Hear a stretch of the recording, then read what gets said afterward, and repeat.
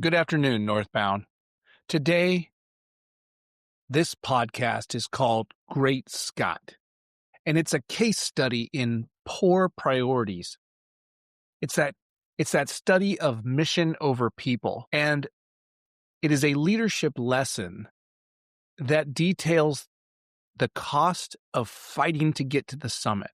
We want to get to the summit, but we want to do it the right way. Let's say that you, in your business, your organization, your team, you have a mission. Good. You have a vision. Good. You have goals. Perfect.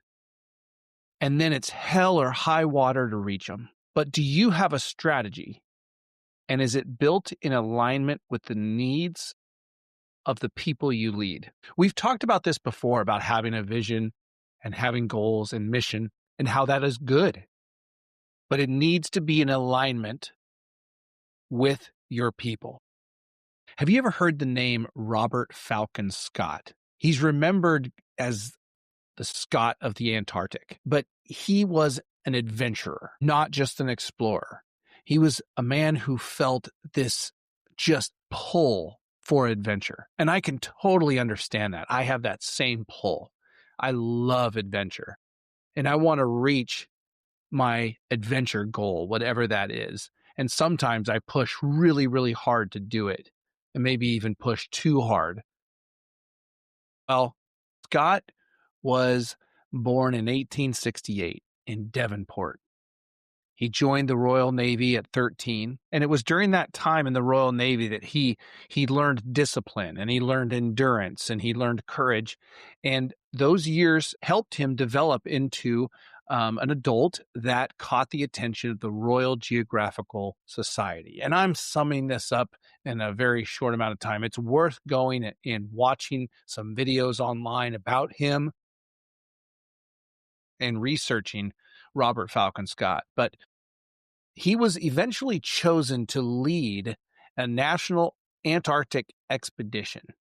And he took a crew farther than anybody had ever been. And so after that expedition, they returned home to Britain, and they were like heroes. And Robert Scott was a national hero at that point. But what he wanted was more. And he got the taste of adventure in the Antarctic, and he wasn't satisfied.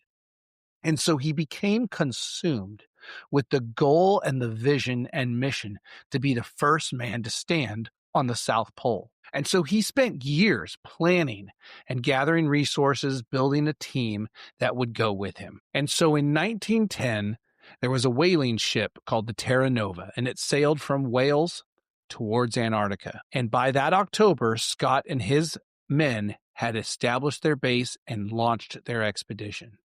And they had bought sleds and ponies and tools, but it kind of all fell apart. They didn't have the right equipment. Their dogs couldn't go very far. They didn't have enough. The weather was hammering them. And every mile was just harder and harder and harder. And yet, what did they do? They just kept pressing forward. And there's a lot more details about the challenges they faced and the poor decisions that ultimately Scott made. And on January 17th, they arrived at the South Pole, but they had not been the first there because Roald Amundson's Norwegian team had beaten them. And so that dream that Scott had was completed by somebody else.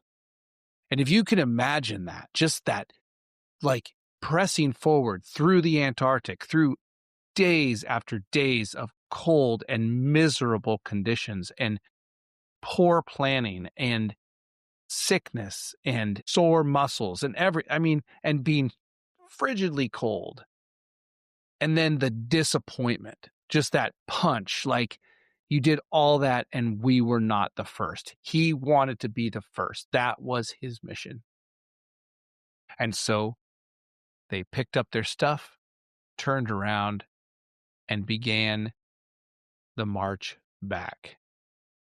There was no glory and no fanfare. And they found themselves in a blizzard. And by March 29th, Scott, Wilson, and Bowers, which were 3 people in the group, had made their final camp. They had already lost one person in their group because he went outside the tent and never came back. Those final 3 died of exhaustion and starvation just 20 kilometers from their supply depot. And later on, the bodies were found and a diary was found. The story of Scott is a sad one. He was an adventurer.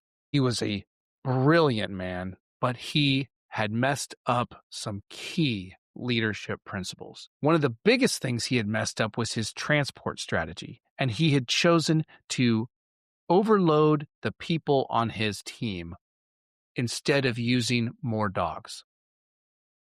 And so he put a lot of weight and strain on his people. And he had plenty of logistical errors. And then he made poor personal decisions one after another. He had inadequate supplies. He did not equip his people with the right clothes for the extreme cold conditions. And if you study this story throughout, you'll find that he placed mission over his people. He placed his dream of being the first man on the South Pole, he placed that above his people. He did not include their needs in with his overall plan. And so it failed. Your strategic plan, all of these things, your vision, your mission, your goals, all that needs to come together in a strategic plan that includes each and every person that you lead. The Northbound vision, and you know it well by now, is elevate your team through Christ-centered leadership. I want to help you succeed. I want to help you grow. I want to help you get promoted. And I want to help you do it the right way. That's why we're learning these principles. And that's also why we fall back on the words of Jesus Christ and what he taught us and how he showed us to lead. Because he showed us how much people matter. The next episode is going to show us a better example and is also going to include an expedition in the Antarctic. All right, tune in and come join us at www.go-northbound.com. Thanks, everybody. You just listened to another episode from the Northbound Podcast. Thank you for tuning in today. I hope you were encouraged and empowered in leadership. Go lead boldly and humbly. And remember our vision, elevate your team through Christ-centered leadership.